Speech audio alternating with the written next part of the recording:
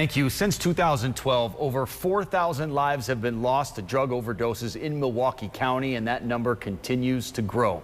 Today, city leaders joining community advocates for International Drug Overdose Day with events throughout the city for those suffering from addiction and the families impacted by it as well. CBS 58's Emerson Lehman joining us live in studio with much more on Overdose Awareness Day. And Emerson, what are they really hoping to accomplish with these events? Well, Jessup, the main goal is to break the stigma surrounding opioid addiction and drug abuse. Advocates and community leaders want people to know it is okay to talk about your personal struggles with addiction, and there are people who want to help.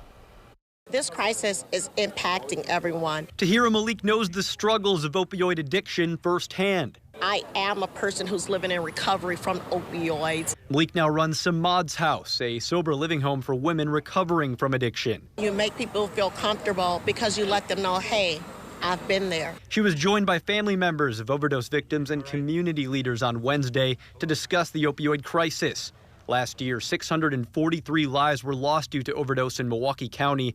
A record Mayor Cavalier Johnson says we're on track to pass again in 2022. There's not one neighborhood, there's not one zip code, that is not one aldermanic district that has not been affected by overdose deaths here in Milwaukee. As leaders work to address the rise in overdose deaths, they're facing a new challenge: fentanyl, a lethal chemical being laced with recreational drugs, including oxycodone and ecstasy. Somebody who's thinking harmlessly, oh, I'll take this one pill for my buddy, we're at a party, it won't be any problem. Well, that one pill can kill you.